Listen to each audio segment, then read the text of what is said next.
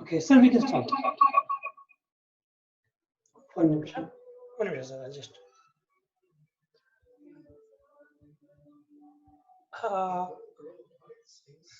Good evening, participants. I welcome you all for the session on the psychological disorders resulting in crime. Today we have with us Sri Shivananda Nayak. He himself is a psychologist and he's practicing as a psychologist from almost a decade by now.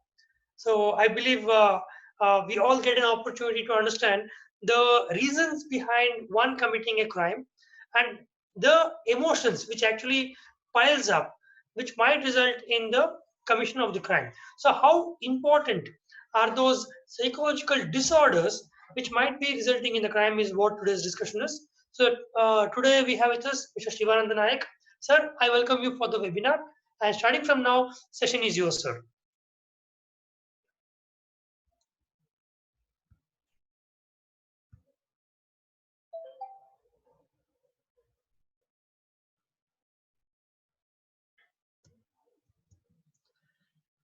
Naik sir?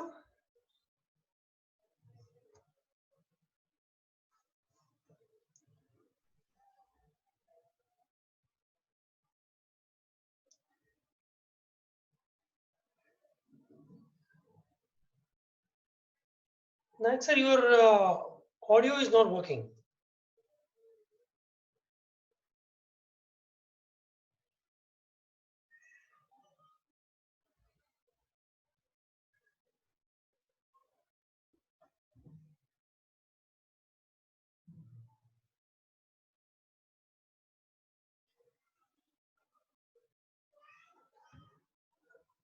Sir, your voice is not clear. We are not able to hear your voice.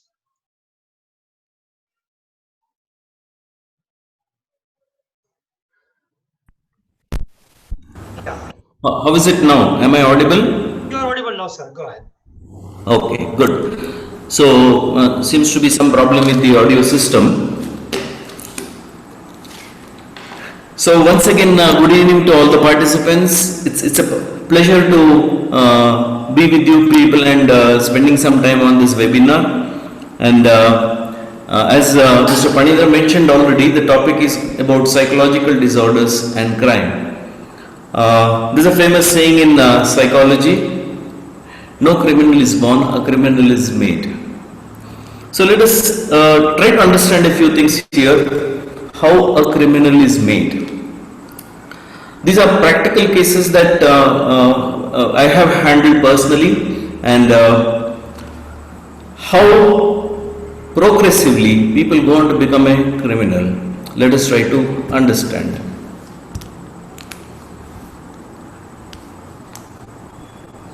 Now the first case that I would like to talk about is a child who was labeled as a liar. This child was brought to me. She was a 7th grader who had stolen some money from her house. So when I went into the details of this particular case, the mother had brought the child along with her sister. The father had not come. So when I looked at the background, it was very interesting to see. This child, who was a girl, firstborn, was not liked by the father because she was a girl.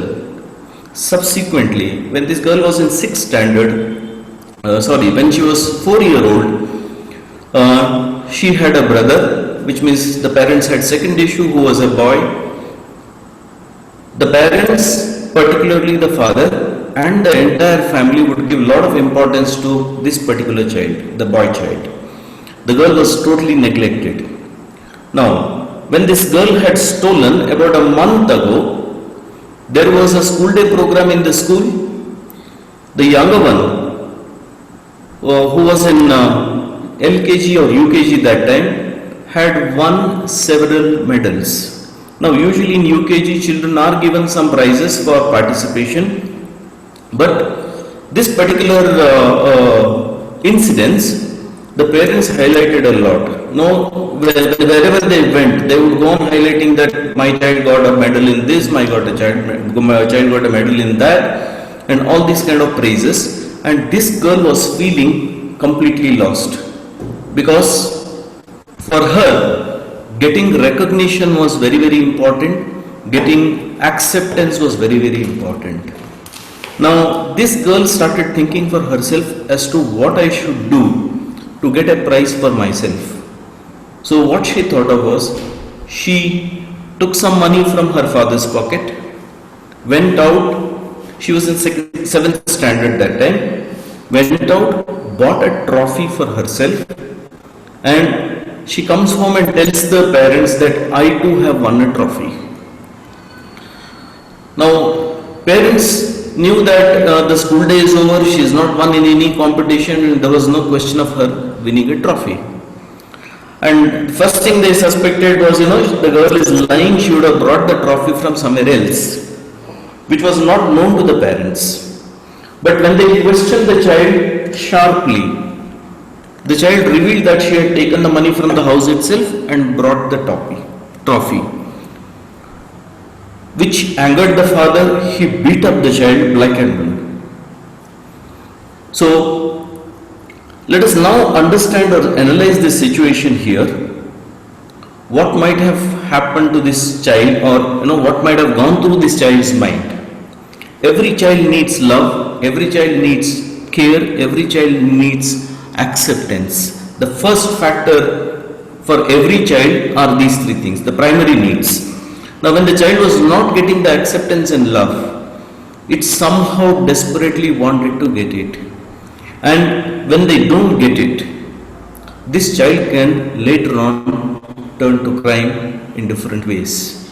Now, had this child not been caught stealing the money, it would have continued to steal probably. Second thing is, it would have continued to tell lies at home also. Then there was a second case where this boy was called as a thief by the parents. He was again a 5th grader, and this child was attending our handwriting class, which we conduct in my residence also, which is run by my wife. And the mother one day comes and complains that I have seen my son taking money several times from my purse as well as his father's purse. Okay, and she wanted to confront. Fortunately, she shared it with us, and that is where I said, okay, I will handle this, you don't worry about it.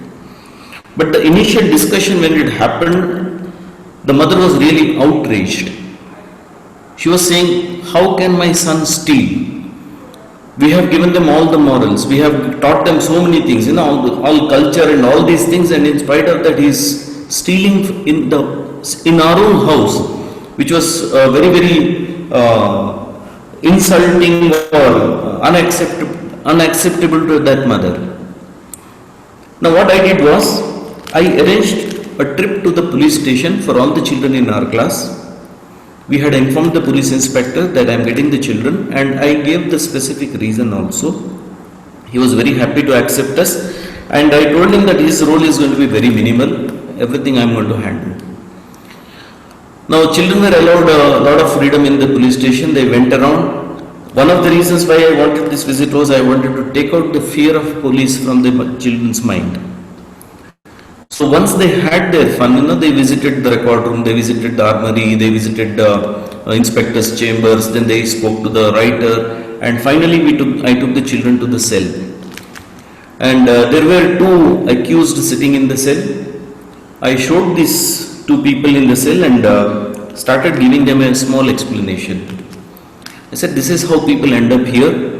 Many times when children are young, they take out money, they take things out of their own house, steal from their own house. But parents being parents, they don't complain to the police, and people think that it is okay to steal. But when you grow up, when this becomes a habit, people are not going to keep quiet. You steal from somebody, they're going to take you to the police station. And this is how they have landed here.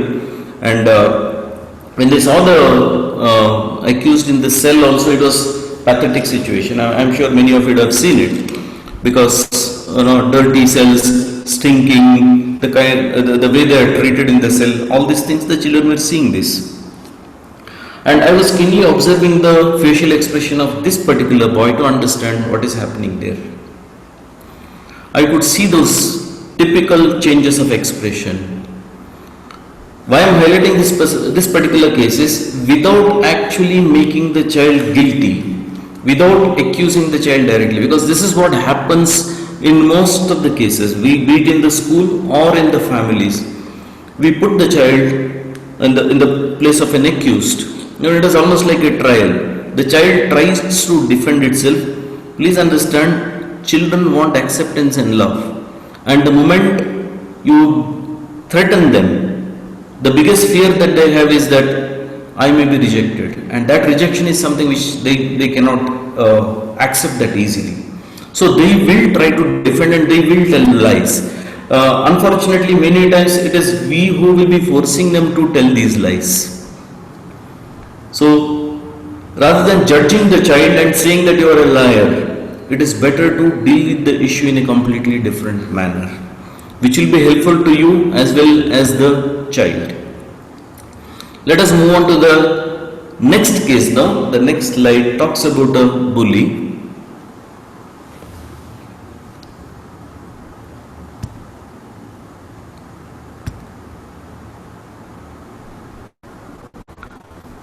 Can we move on to the bully, please? Yes, thank you. There seems to be some technical problem with my slides, so I will need the help of Panindra. So we have dealt with the liar and the thief, and let us now move on to the bully, please. So this boy who was initially accused as a liar, the mother understood the gravity and of course the way it was handled, and the boy stopped stealing in the house anyway.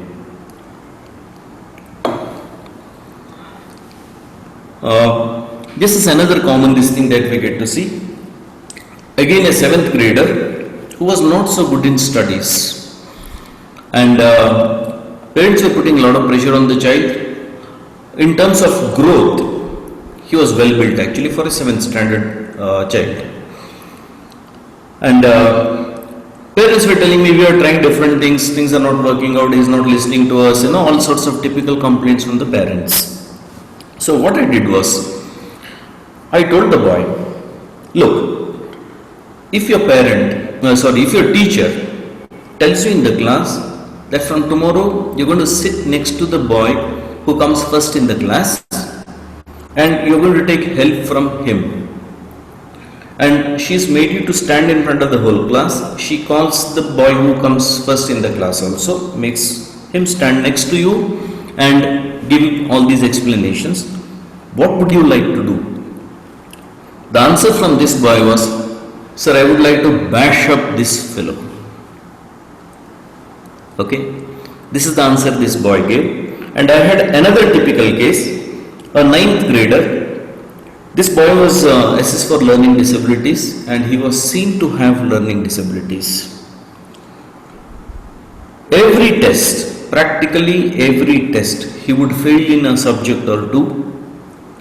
His father would literally thrash him. In fact, often he would come and say, no, I got beaten by the belt today, my father did this, my father did that. And after he is beaten up, he goes to the room which he shares along with his younger brother, who's good in academics. He would close the door, beat up his younger brother. Why does this boy do this? Let us try to understand. Now, again, it is not that this boy doesn't love his younger brother. He loves his younger brother, but at the same time, he feels, or the impression created by the parents is that because he is good in studies, he is more acceptable, and because I am not so good in studies, I am not acceptable and I get beaten up, I get insulted. Many times he gets insulted in front of his relatives also. Now let us go on to the next slide, please. The delinquent. Delinquency is a common thing that we get to see. Delinquent are the ones who run away from home or from the school. This was a second year PU student who was brought in for counseling. After the session, it was the second day, the boy had run away from home. I get a call from the parents saying that the boy is not at home anymore, and we have searched for him everywhere. We are not able to find him. We have already lodged a complaint. And the biggest fear that they had, of course, was that the boy might have committed suicide. Now, interestingly, this boy also was not that bright a student. His parents had forced him to take a science subject because for the parents, they wanted him to do engineering since the father was running a factory. But this boy was not interested in science, and he was not able to take that pressure anymore. And he one fine day decided that enough is enough, and coming to a counselor was a big insult for him because he felt that there is some psychological problem with him. So he was not able to digest that factor also. Now these are few cases I am highlighting in the beginning basically to understand how a criminal is made actually. Because all these early impressions carry a lot of value. They are carried forward in their life in different ways. So at different stages, let us try to understand what all things can happen. So every crime has a history. It may be from early childhood. Now in early childhood, most significant study was done by Sigmund Freud, because many of you might be from background in psychology also. Freud talks about personality formation or psychodynamics right from birth to early childhood. Any fixation, any problems at this particular stage or different stages of the childhood, the child can have different issues later on. Particularly if the child is exposed to violence, abandonment, neglect. Now typically that child is deprived of love, and they try different methodologies to get attention and love. When they get that kind of attention, it can be negative or positive. When I say negative, there are children who do not comply with certain instructions unless they are beaten, for example. When a child is beaten, it would do the things, and later on the parents feel bad that I beat the child because they don't listen to me. Okay. But interestingly, unless you are beaten or unless the child is beaten, it doesn't do that because somewhere it has got conditioned now. Now this is typical conditioning which the child is not able to understand, and the parent also is failed to notice that because of their actions, the child has got into this particular situation. Children who are neglected, children who are abused can also go on to become criminals. Can we go to the next slide, please? Yeah. This is another crucial listing. Now, early childhood, mostly the child is confined to the environments like home and maybe a few places that the parents will take the child around. When it comes to school, the child is exposed to a slightly bigger environment now, because let us say the child is traveling by van to the school. The child may be exposed to different people in and around the school, which includes teachers, ayahs, drivers and things like this. And we also see a lot of cases today happening even in the schools, right from bullying, physical abuse and also sexual abuse. And we have had cases of murder also which are happening in the schools. There can be different influences which can work during the school days, which later on lead to the child becoming a criminal. Then comes the teenage part. Now this is where the child is going through a very peculiar phase. The child now is neither an adult completely nor a kid. The child is constantly trying to establish itself, that it wants to show that I also can take decisions, I can be on my own. And we find lot of conflicts during this particular stage. The first thing, of course, is the pressure from home, because parents have certain concerns, they have certain expectations from the teenager. At the same time, to establish himself or herself as a growing person, they will try to emulate or look at the peers and try to emulate them. Typically, this is where a lot of people experiment on substances, maybe smoking, maybe alcohol, including drugs, and maybe even other social behaviors. And there's a constant pressure on the child, typically from the parents as well as teachers, because yes, there is a pressure on performance in academics also. Now, for a teenager, he's not very sure or she's not very sure as to which way I'm going to go, unless somebody goes through proper guidance sessions. So this is where teenage guidance becomes a very crucial thing today. You set them in their course, the child will automatically take care of its own self. Next slide, please.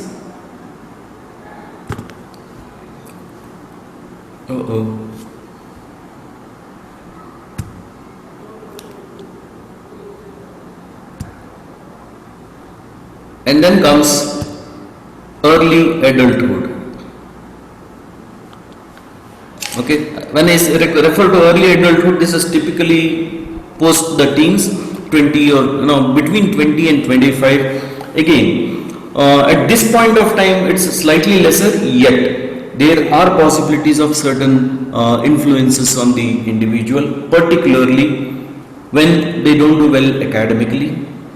They are trying to establish themselves, particularly in terms of sources of income or a job or a profession that they want to pursue, and they are not able to get the opportunities that they are seeking, because world is competitive, and when somebody is not able to keep up to that competition, they may resort to certain criminal methods or methods which are not acceptable, if you have to put that way, rather than saying directly criminal in nature. Next slide, please.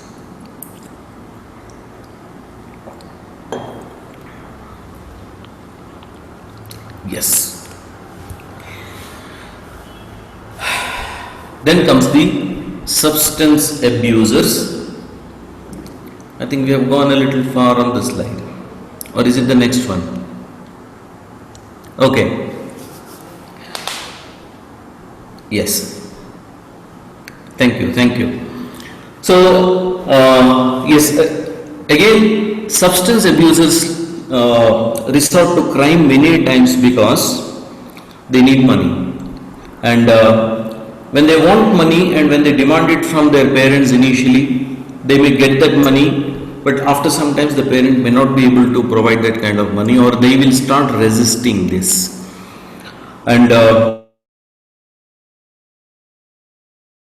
it is very difficult for the individual to stop himself or herself, which of course now is coming to these days we are seeing one particular observation, that particularly alcohol addiction cannot be stopped suddenly, but then alcohol is not available. Lot of people are now reporting to de-addiction centers, number one, and many of people are able to sustain themselves without actually consuming alcohol these days. They are able to still manage. Yes, there is a bit of withdrawal symptoms that are seen, okay, yet they are able to manage themselves without consuming alcohol, which I think is a very good sign, and it's a interesting case study for us also from the psychiatry as well as psychology side, because people can quit certain substance abuses abruptly also, maybe with little medical intervention. But yes, these are the people who are seen to indulge in crimes fairly commonly, and let us also understand here, these people commit crimes with a specific purpose. Now, when we classify people as criminals, because legally if you look at things, yes, crimes can be of different nature, but when you look at these kind of things, are these really psychological disorders is what we need to question, and often we find that these are not necessarily psychological disorders. For example, substance abuse, there is a psychological background, no doubt, but it is not a psychological disorder per se. For various reasons, they have gone into addiction, and it becomes more of a physical dependence than a psychological dependence. And they need, of course, a combined approach in terms of giving them medication as well as giving them proper counseling and rehabilitation. So, it is a multi-pronged approach which will help them to come out of substance abuse. But is it a psychological disorder? May not be. It cannot be classified that way. Similarly, robbery. There are people for livelihood. They find it as an easier method of earning their livelihood, making easy money, fast money. Okay. Now, is it a psychological disorder? May not be again, because they have understood this method is easy. They are aware of the consequences of their action. They know that they are likely to get caught, and they also understand that it can land them in jail. Yet, after some time, it becomes a habit in the sense that it's an easier way of making their livelihood. So, you cannot classify that as a psychological disorder. But when it comes to kleptomania, kleptomania, of course, is a psychological disorder which we call actually as a personality disorder. Next slide, please. Because stealing, robbery, murder, all these are classified as crimes. But are they really committed as a part of psychological disorder? Not necessarily. There may be a comorbid condition, what we call as, because there is something coexisting along with what we see on the surface. And often, when we look at the criminals, the studies have shown that most or almost all of these criminals have high intelligence. For example, somebody who's a pickpocket. In fact, pickpockets are seen to have a slight psychological problem. We had a very interesting case study who was a research scholar from University of Patna, if I am right, from one of the towns in Bihar. And he says initially he learnt art from the pickpockets, and later on it was almost like an addiction, because every time he is able to pick the pocket, he wants to take it as a new challenge.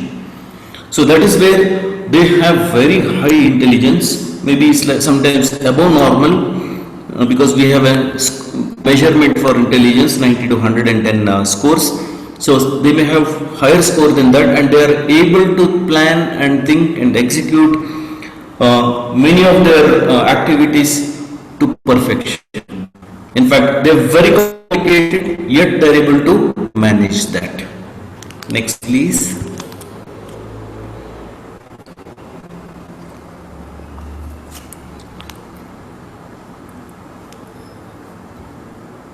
Yes. Second thing that is seen with the criminals commonly is the impulsiveness. Now, this is where they get caught. When a thought comes to them, they have a very high tendency to act accordingly and without thinking about the consequences of that. They are aware internally of the consequences, yet they can't stop themselves from acting when the impulse comes. That is where they are seen to be highly impulsive. Next, please. Yes, this is a very interesting thing what is seen amongst the criminals. Suspicion is another this thing, especially when it comes to relationship issues. Suspicion is a major this thing, and be it husband and wife, it can happen between parents and children, it can happen between relationships, particularly in-laws, the parents and the daughter-in-law, father-in-law, mother-in-law, any of these things. So suspicion is another major factor which is seen in criminals, and many times when we look at murders particularly, and murders not for gain, suspicion is seen to be one major aspect which is seen to be commonly seen as a factor amongst all the criminals. Next please.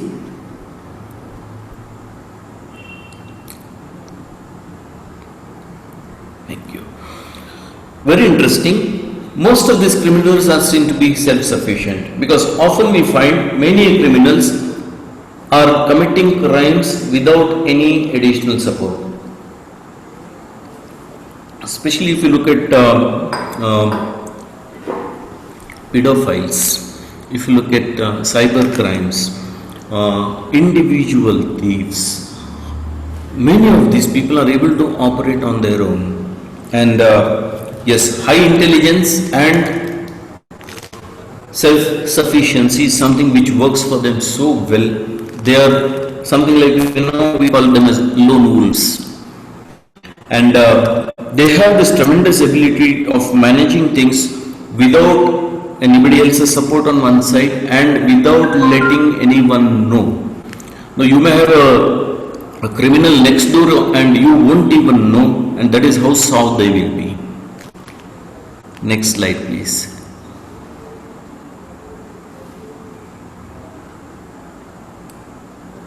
Can we move on to the next thing? Thank you. Yeah, that's okay. The next feature that is seen is the spontaneity. Now, impulsiveness and spontaneity go almost together, as you can see. Now, in case of spontaneity, it's an ability to think and act on the spot. They're able to take decisions, they're able to assess, judge and understand. For example, you are in let us say crowded place like a railway station, and there is an opportunity to lift a suitcase, and they just look at the whole situation there and they're able to assess as to who is really distracted or can be distracted easily and commit the crime. Typically pickpockets also. And you can see many times pickpockets work in crowded areas, crowded buses or crowded situations, and they pick on their victim in a very calculated manner. Many times pickpockets operate in gangs or they operate in groups. One works to distract the individual and the other does the actual crime, and then they may have a escape route in the sense that 2-3 people involved and the booty is passed on very quickly. So they are very quick in their thinking, and they are able to understand, assess and execute very fast. So spontaneity is a common trait that is seen in most of the criminals. And then comes the hostility. Especially those who commit brutal crimes. Hostility is a very common factor, even otherwise. So even amongst thieves or robbers, it is often seen that they feel that they have been deprived and they have a right to get what they want, or snatch it from people, if you can put that way, because they have been deprived. So the hostility that they have, which they have carried or from their early childhood, can carry on later and make people commit these sort of crimes. Now, if I have to give you a typical example here, this particular girl who was beaten up for that lying in the house, and then stealing the money for buying the cup. Over a period of time, if she is beaten like that, she is likely to become hostile, and the anger can easily get directed against. It can get what we call as generalized against every male member of the society. Can we go to the previous one, please? Yeah, common traits, correct. I think we need to come to the end.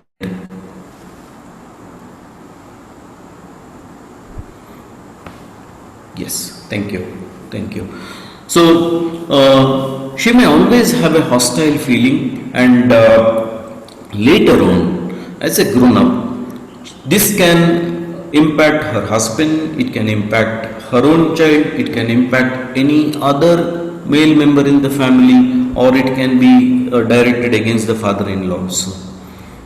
It's very difficult to say exactly where it is going to hit, but then yes, it is going to be seen.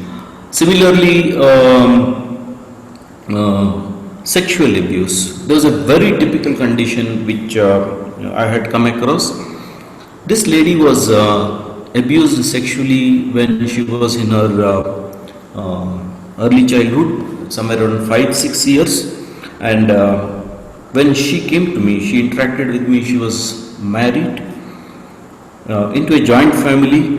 She was the wife of some 4th or 5th brother in the family, and there was a lot of age gap between the eldest brother and the husband, and the eldest brother also had a son. This lady went on to build a illicit relationship between her brother-in-law, the eldest brother-in-law, his son, and she was finding it extremely difficult to stop herself. Now, had this come out in the open, it would have led to we don't know what sort of situation it would have evolved into, but somewhere she was becoming concerned, and she did become aware. The insight was there. She realized that what I am doing is not right, and that was supposed to be highly respectable family. And she didn't tell me about the abuse initially. Initially, when she talked about, she said, I am having this impulse, and then she said she had actually enticed both of them, and she felt that what I am doing is wrong. It can be problematic tomorrow. So that is how the counseling started, and when we investigated or when we dwelt into the past, it was revealed that she was a victim of a sexual abuse. Now, what had happened to this person was that somehow, even though she was a small child at that point of time, she realized that she possessed that power, and that is sex, which she became it became a sort of challenge or a sort of a temptation for her, because the eldest brother was something like a powerhouse in the family, because he was the head of the family, and people respected him. It was like, for her to control that person was the challenge, and she knew she can use sexual guile to control this person. Often we have seen this particular trait or this particular characteristic can influence or can affect an individual in different ways in their life, and this can in fact impact their own spouses in their relationship. Finally, of course, another common trait that is seen is aggression. Aggression, of course, is mostly seen in violent crimes, not otherwise. Particularly, for example, petty crimes like robbers, thieves. Robbers may show some aggression, but the intention is not aggression there.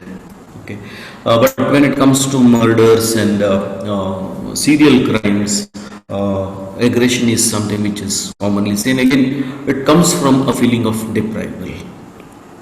Can we move on to the next slide, please?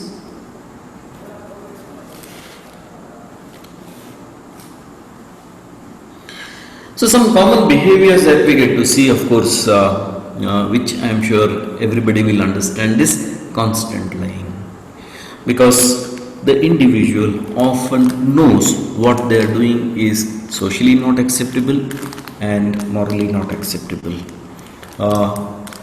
Often these people also harbor guilt feelings.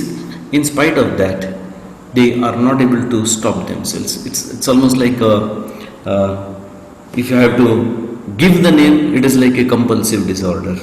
Okay, even though, as I was mentioning, not all criminals have a psychological disorder per se.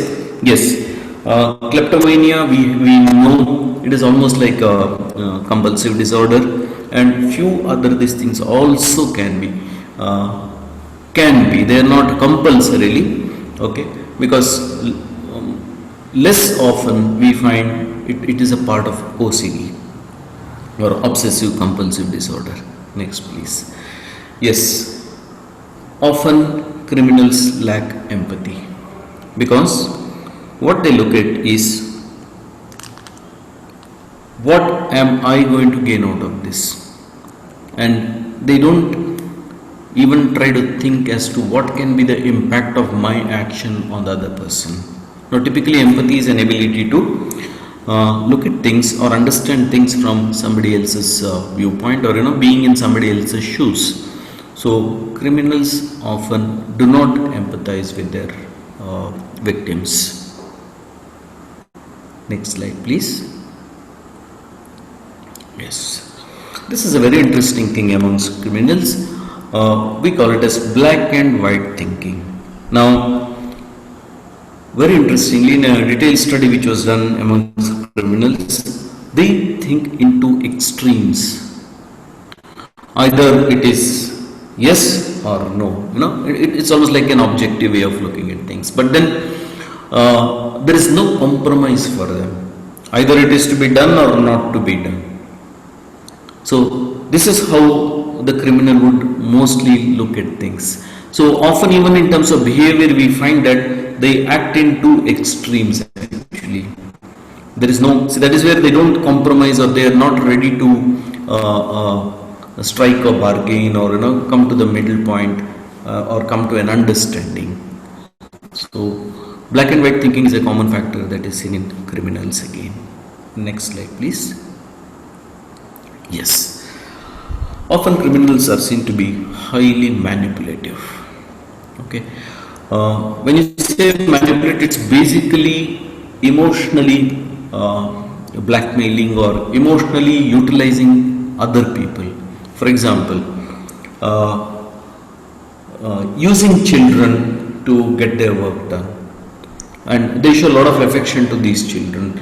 They may use adults also, grown-ups also. Often you can see a mother being used to steal from her husband's pocket by the son, grown-up son, many a times, because he has a demand for money, and he would emotionally control the mother. So that is where criminals have this particular behavior that is seen commonly, which is to manipulate people. Next slide, please. Yes. So there was a detailed study done in India itself. This was a study on murderers, and what were the common factors that were seen in murderers. Often it is seen that murderers have had stressful life events. They have seen a lot of violence, and at one point of time, see, even murderers we find habitual as well as non-habitual. Often murders are committed for specific reasons or impulsively. Okay, because yes, there was a family skirmish for property or whatever it is. There is no sketching which is done. It develops as a brawl or a initial argument, and then it ends up into a murder. So this is an impulsive action, because if you remember, we discussed about impulsiveness. It's an impulsive action. It was not a planned action.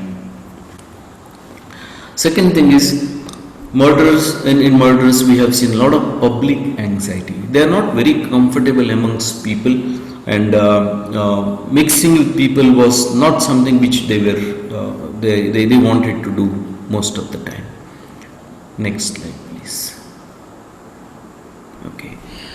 Obsessiveness is something which is seen to be a common factor in many murder cases, especially with the men as well as women.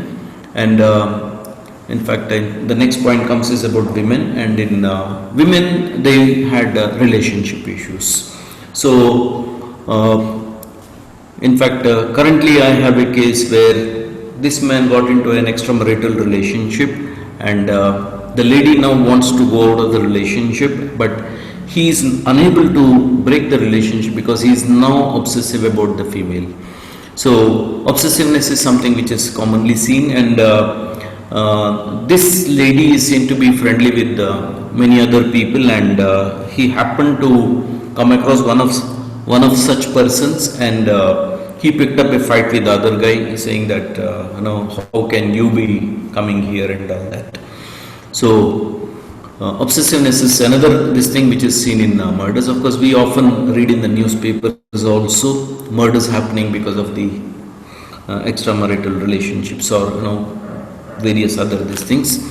And then of course maladjustment in marriage, and this of course was more in women particularly, because they somewhere feel that my marriage is not working because of this person or that person. So yes, it can be sometimes the husband himself who becomes the victim, or it can be the in-laws, or any other member of the family, or maybe an external person who is disturbing the marriage. Next please. Okay. Yes, in murderers, a few of them also showed psychopathic traits. Now, often the moment we say criminality and psychology, people think of psychopaths, and movies have glorified psychopaths quite a lot. Let us understand that every psychopath need not be a criminal, and every criminal need not be a psychopath. But there are few psychopathic traits, and we will discuss about them later in the next slide. So as I was just mentioning, majority criminals are not psychopaths, and majority psychopaths are not criminal. So let us try to understand what are the typical traits in a psychopath. Okay, psychopathy is a typical personality disorder. Now, the common traits that we get to see in psychopaths is, one is the superficial charm. Often we find, yes, they have a criminal tendency, but they still may not commit a crime, but they are really charming people. They can speak, or they can manipulate people very easily, and build relationships so fast. Next please. Yes, profound dishonesty. Now it's almost like they open their mouth, they can lie, pathological liars. They can build beautiful stories and take people for a royal ride. But fortunately, again, many of these people who are pathological liars need not take to crime all the time. But they take pleasure in speaking all grandiose things and misleading people. Next please. Yes, callousness is the third thing, where they don't care for anything, or they don't really value or respect some of the social norms. Next please. Yes, very interesting. Many psychopaths also are seen to be guilt prone. They have a lot of guilt amongst them. So this is one of the reasons why not all psychopaths become criminals.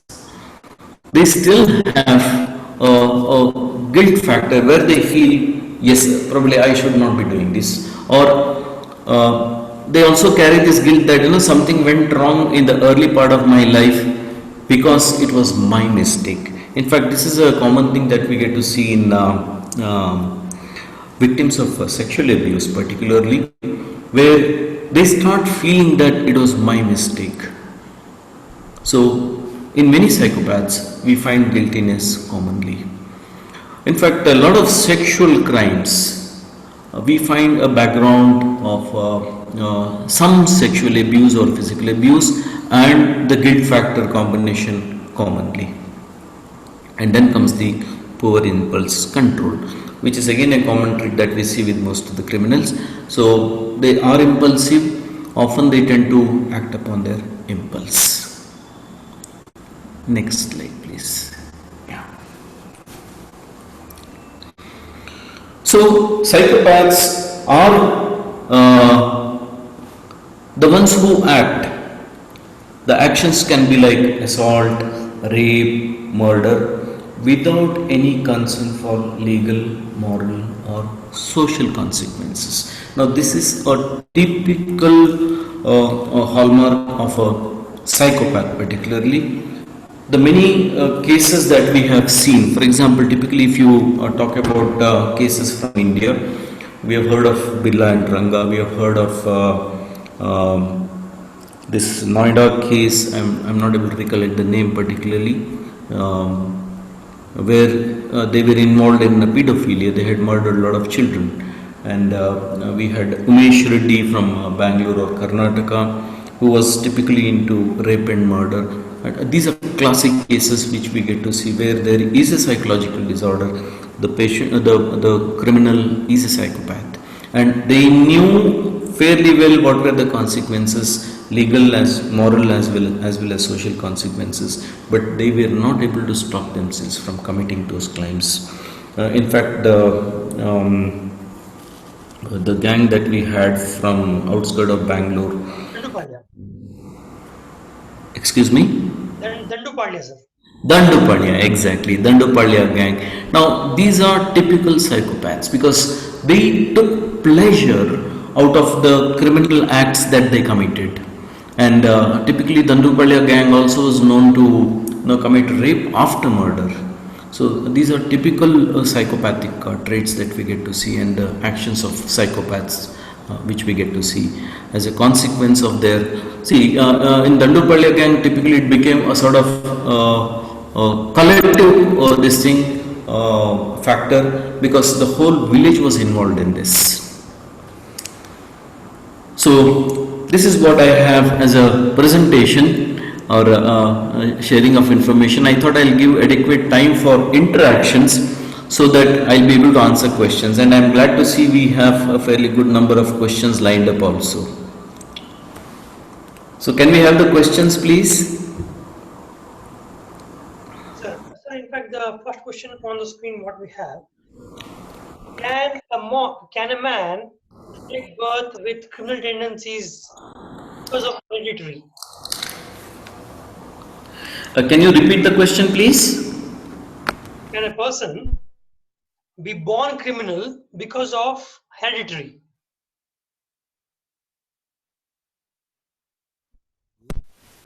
Criminals are made according to us and not born. So the second question is: does psychopaths show different biological changes than normal persons? Yeah, I have a few things to add to the first question here. Basically, because see, I brought in few case studies right in the beginning, basically to highlight how different experiences or exposures in the early childhood will make a child criminal. Because the child understands that what I cannot get the straight way, I can get it through a manipulated way. Now, when I say manipulation, it's basically because, see, when we talk about moral, ethical values, okay, the whole justice system is prepared or constituted keeping all these in mind. So, that being the case, we need to understand that psychopathic traits, still there is no concrete evidence to say that it is hereditary. So, criminality is not born, criminals are made. Yes, please. So does a psychopath show different biological changes than normal person?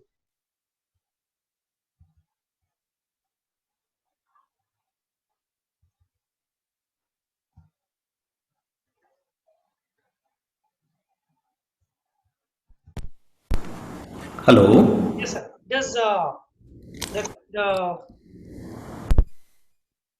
the psychopaths show different biological changes than normal persons?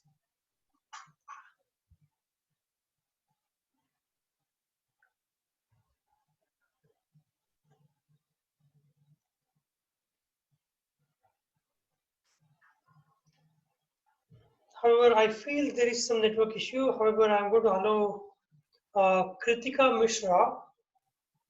Kritika Mishra, you have a question? Yes, sir. Hold a second. Mr. Naik.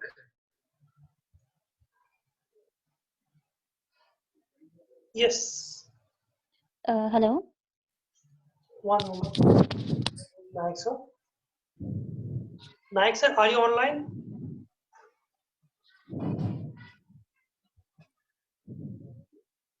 Hello. Hello.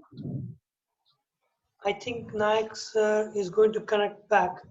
However, while we are going to connect him back, yeah, he's connected now. Sir, we have a question from the participant, Nika Mishra. Sir, your audio is not audible. Okay.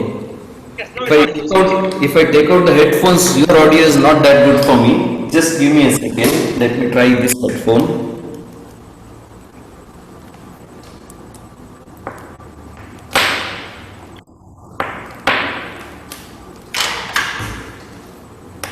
Technology has its own limitations also, right? that's it. Yes, please. Am I audible now? You're audible, sir. Wonderful, yes. Yeah, Kritika, please go ahead. Yeah. Hello. Good evening, sir. Good evening. Good evening, Fernando, sir. Good evening, go ahead. My question is actually a few days back, I have heard about a terminology which is unconscious depression. Okay. So, actually, I want to know what is this unconscious depression, and Huh. related to this only, I Huh. also wanted to know that how this unconscious depression can lead to, like, person to do any crime. Okay. Now, depression which may not be seen on the surface may be termed as unconscious depression. Okay. Many times the individual himself or herself also may not be able to recognize that they are going to this particular phase. But depression need not actually result in crime. So it is not the depression which is making the person to commit the crime, it may be something else. Is there, Question? is there a relationship which is established between the depression and the crime?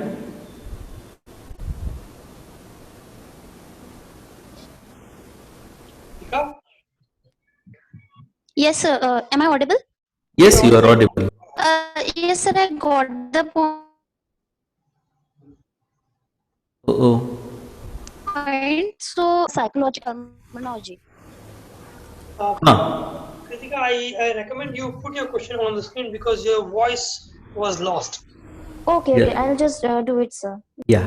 So, sir, going with the next question for the time being. The question which is unanswered is, does psychopath show different biological changes than normal persons? Yes, yes. So this is the previous question actually. Yes.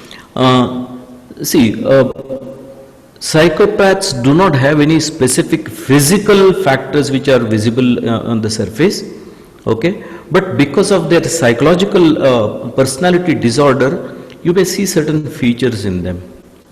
And some of the things that they seem to do seem to be a little maverick, which is not easily accepted by the society.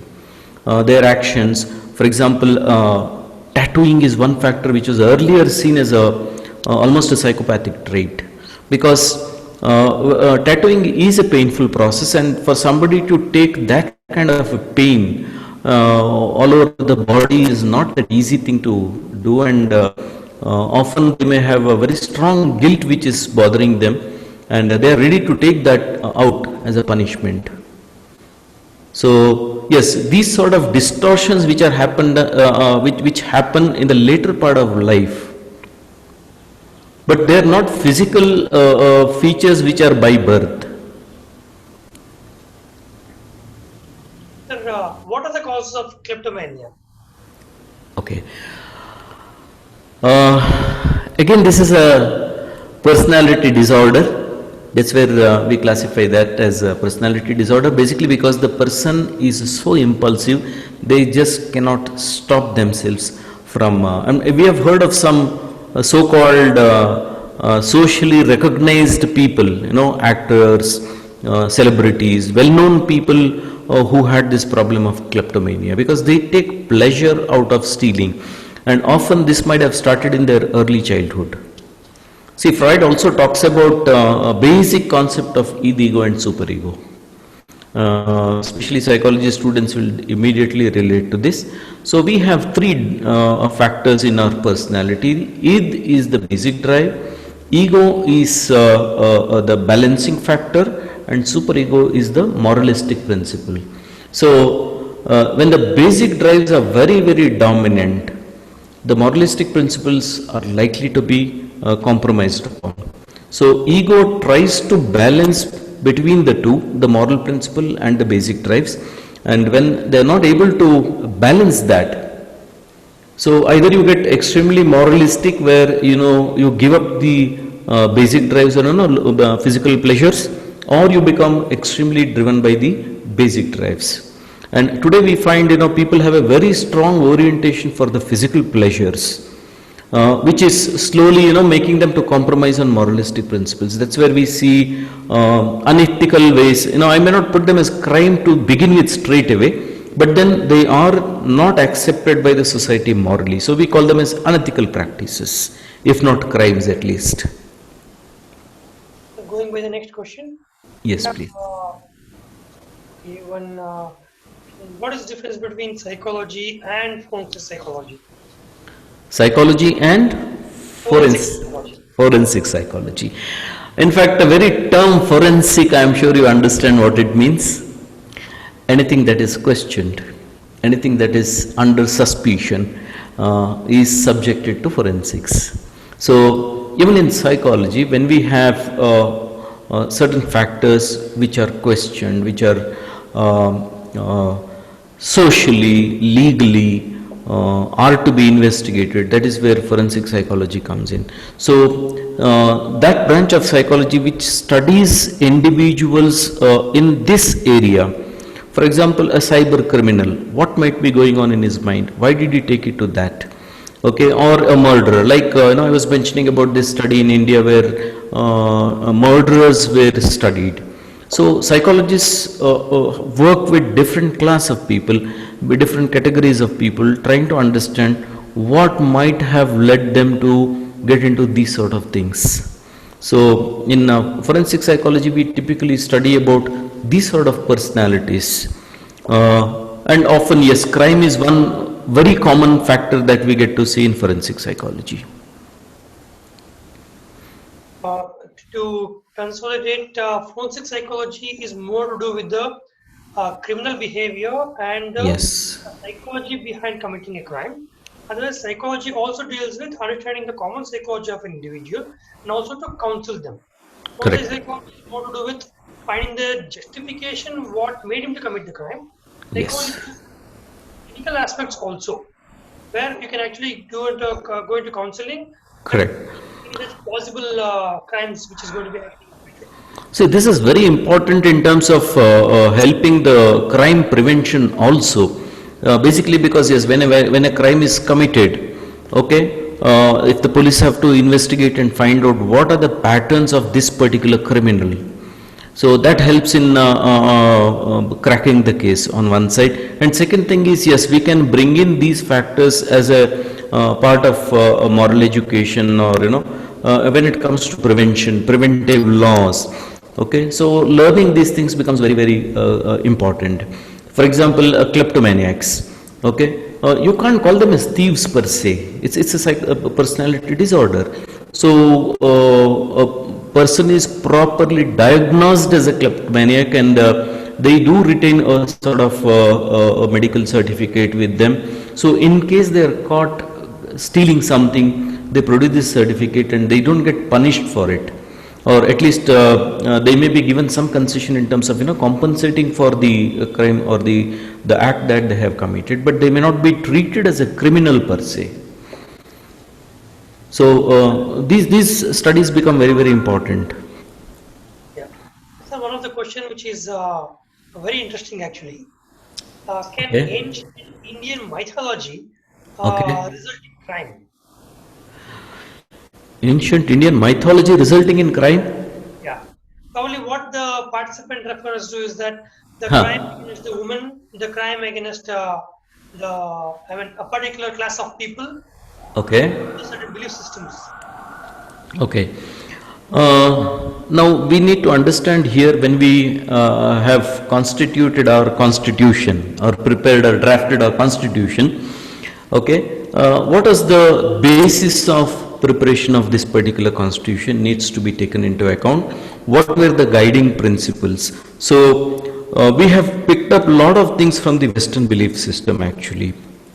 Number one. Second thing is when it comes to societal norms per se, the Indian approach typically was internally driven, it is self-driven. The focus is on self to make people as self-disciplined. Now, if you look at the present situation also, I was hearing some reports from America that a lot of people have started purchasing guns because they are afraid of robbery. Somebody holding rations at home can be robbed because there is a demand for food items.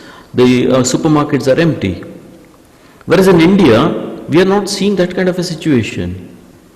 In fact, earlier also, when I think it was after a tornado or something, the whole city was vacated and people started robbing those houses. So, in terms of the moralistic values that they have had, we see it is a far different situation in India. People still have personal values. So there is a huge difference. So when you look at law on one side and belief systems on the other side, yes, something which may not be right from the viewpoint of law. In fact, we had a beautiful case study. This was basically done to understand the psychology of children or the thinking abilities of the children. And probably it is worth sharing here. Children below age of 10 were given a typical situation. This you can apply yourself also and you can prepare your answer. Okay, children below 10 were told a story actually. They were told that there was a poor man in a village and his wife was very, very sick. And he took his wife to the hospital. This man had not eaten for the last 2-3 days because he didn't have money and his wife also was starving. When he went to the hospital, the doctor examined the patient and told this person, look, your wife is really ill, seriously ill, and she needs to be given these medicines immediately. Please get them fast, otherwise she is not going to survive. And this poor man runs to the medical shop, puts the prescription in front of the chemist and asks for the medication. So normal practice is the chemist will keep all the drugs ready there and then he will prepare the bill. So when he prepares the bill, it comes to some 5,000-6,000 rupees and he says pay up. Now this man starts pleading, sir, I don't have money and my wife is in this particular situation. She is on deathbed. If I don't take these medicines now, she may not survive. So the chemist says, don't tell me all these stories. You pay up and then take the medicine. Okay. And suddenly what this man does is grabs all the medications from there and runs away from the medical shop. Now we stop the story there and we ask the children, was the action of this person right or wrong? Okay, now you can write down your answer, right or wrong, and let me now continue with the case study. Now, the same story was told again to the same students or same children after 5 years, when they were about 15. And in the first case, below 10 years, every child gave an answer as to what he did was wrong. He should not have stolen, he should have paid money and taken the medicines. And at 15, when they were asked this question, the children were confused. In fact, many of them said what he did was right because he did it to save a life. Now please understand here, if you look at, I was talking about black and white thinking some time back. Now in children, we typically have black and white thinking. They don't have in between.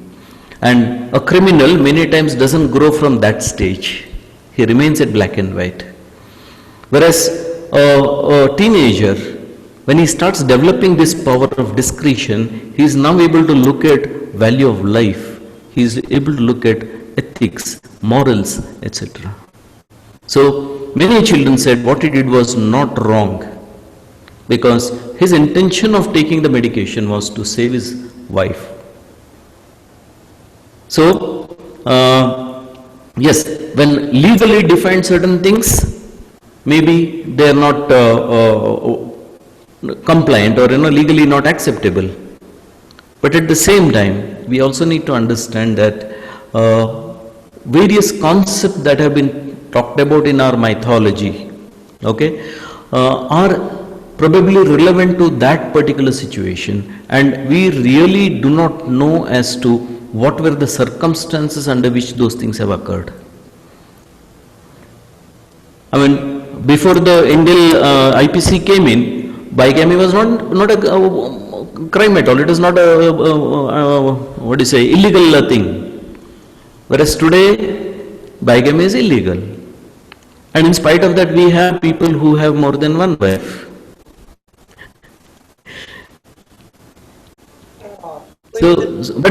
So we can't draw inspiration, if you have to put that way, from mythology to commit crimes. Correct. So mythology is and for all our law is based on certain practices in the past. So law did not just come into picture and we are made to follow that law.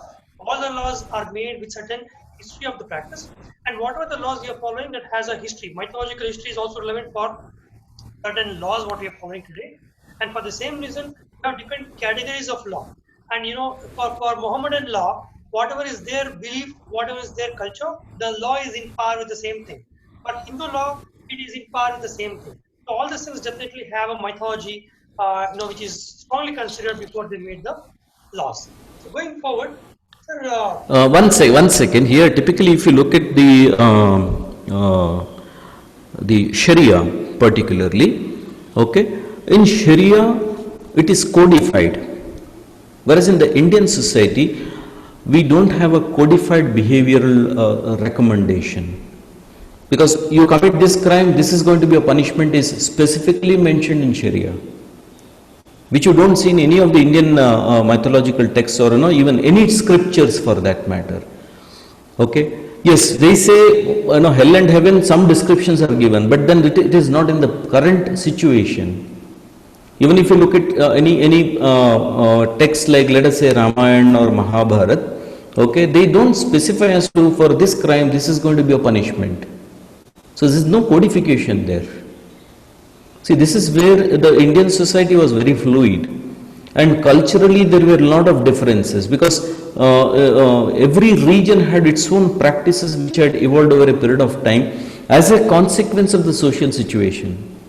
Now if you look at let us say sati as a system, we find somebody entering into the fire. This example is given only in Ramayana about Sita, but we had sati as a practice subsequently during the Mughal era, and ladies typically used it initially for safeguarding their honor, but later on it became a social practice, and we also saw that later on within the society there was resistance to it, and people reformed, and we don't have sati anymore, and legally also it has been today banned. See, this is the beauty of Indian society, if you have to look at it that way. Sir, while we have several questions on the topic what we discussed so far, my question at this hour is Yes, that please.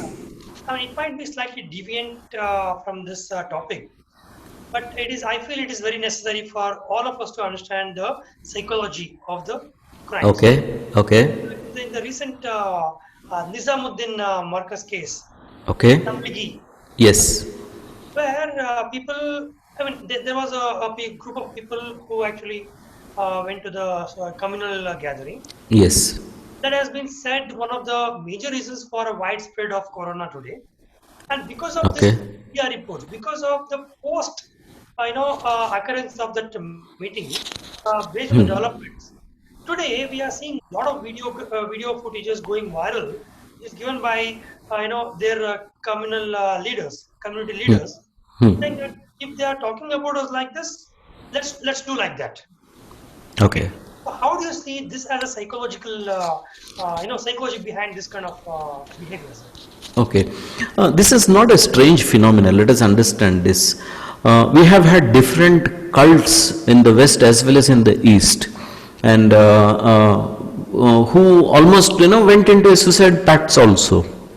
So we have seen this, people committing mass suicides, and this is again, yes, there is a very strong psychological aspect to it, and when you say radicalization, this is what it is. So you take the text literally, you take the text without understanding the present context.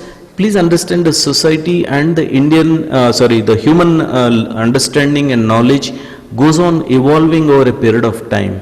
So if you are not adaptable to that and we try to stick on to the old belief systems, then we have an issue. So typically in Tablighi, what my understanding is that they strongly believe that if the community is having a problem, it is because they have deviated from what was recommended by their holy text. So we have to go literally by or live literally by what has been mentioned in the text. Now interestingly, what is mentioned in the text is subjected to interpretation, number one. Second thing, discussing this itself can become a blasphemy at times, because that freedom of debate and discussion is not provided by this particular text, because it is to be taken on face value. So you don't take into consideration as to various human needs and difference in thought processes.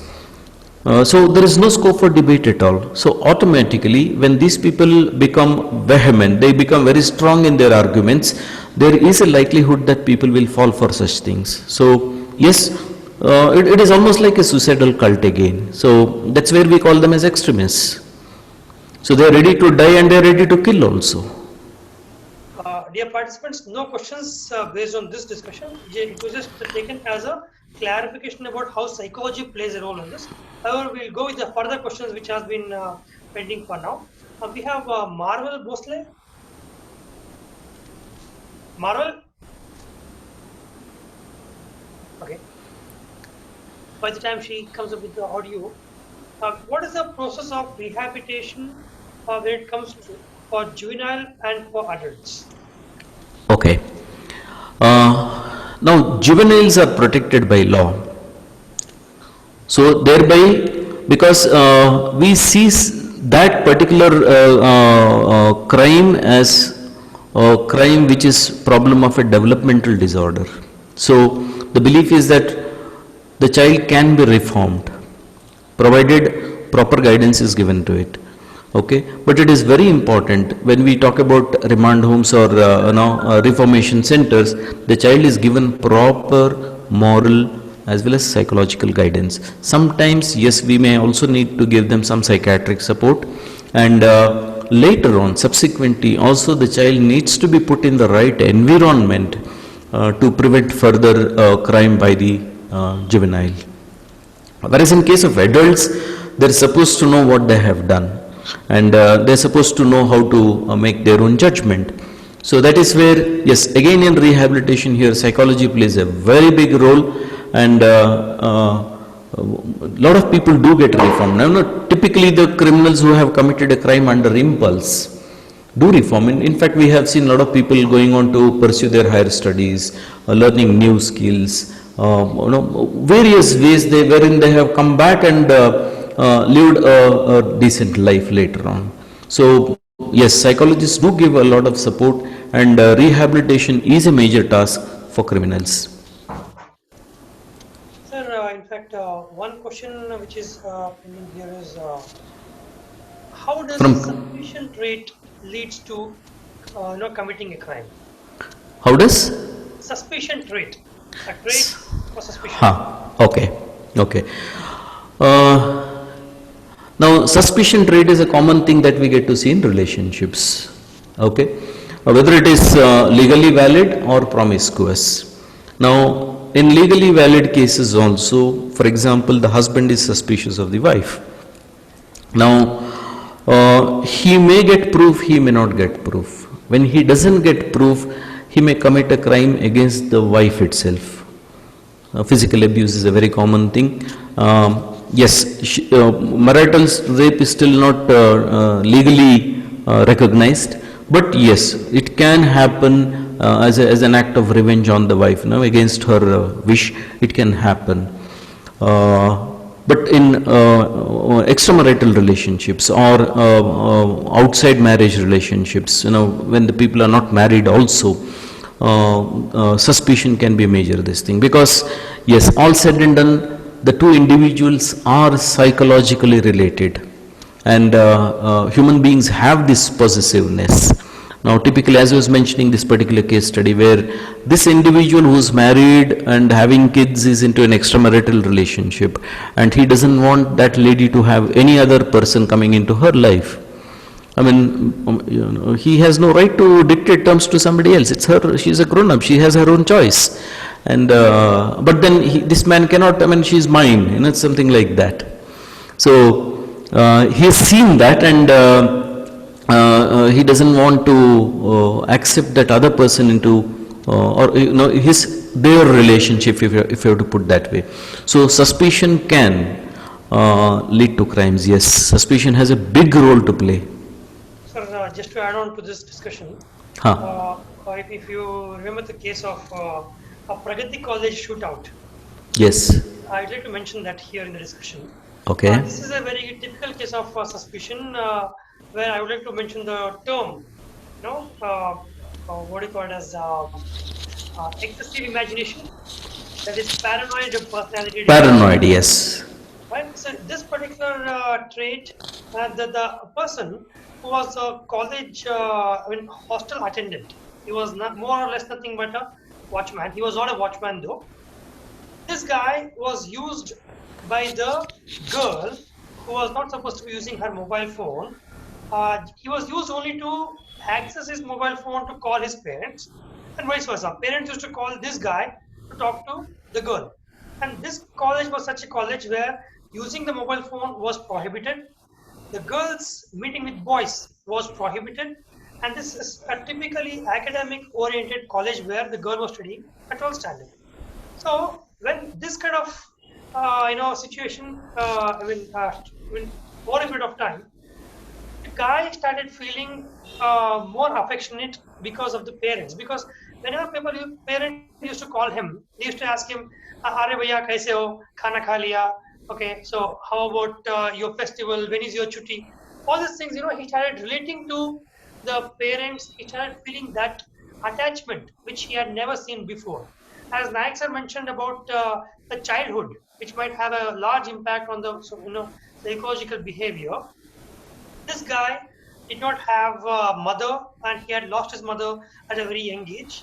So he was brought up by his father, and more or less he was alone. Throughout his life he was alone. And when he actually saw at one point of time, he saw this girl meeting with some boys in the college premises. He was not very happy with it. He went and complained to the principal. Principal called the boys and girls to the cabin and gave them serious warning about violation of the code of conduct in the campus. And this resulted the girl not to talk to this guy anymore. So at this instance, when she literally ignored him, that I'll not talk to you because you complained about me to the principal, he started feeling having the fear of losing a person. Okay, whenever she used to see him with intention or without intention, he started thinking, oh yeah, she is talking about me only, she is making some fun about me only. So this behavior over a period of time made him to go and shoot this girl when she was sleeping at the hostel. So this is a case where one of the questions which was asked here, how the suspicion can lead to the crime. So suspicion is the beginning of committing a crime. There are cases because suspicion arose, people got it clarified. There are cases where because of suspicion, they never tried to clarify, but they ended up losing the relationship physically or in the relationship per se. Mr. Pandit, I'm sure you would have come across enough and more cases of suspicion like this. It's a common thing that we get to see in marital counseling also. We have had cases where people paid exorbitant fare to reach his house to check on his wife in the middle of the night because he had a suspicion that she was having an extramarital affair, and in reality there was nothing. whereas the individual was paranoid, unfortunately. He always had that imagination that something is going on behind me, and my wife is cheating on me.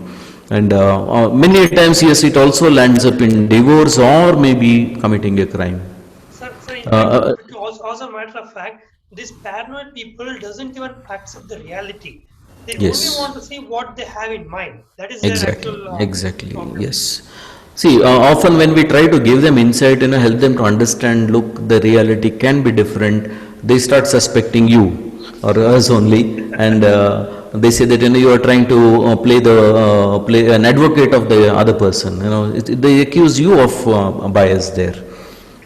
So paranoia is a very difficult condition to handle. Actually, it takes a lot of this thing, and sometimes we recommend medication for such people.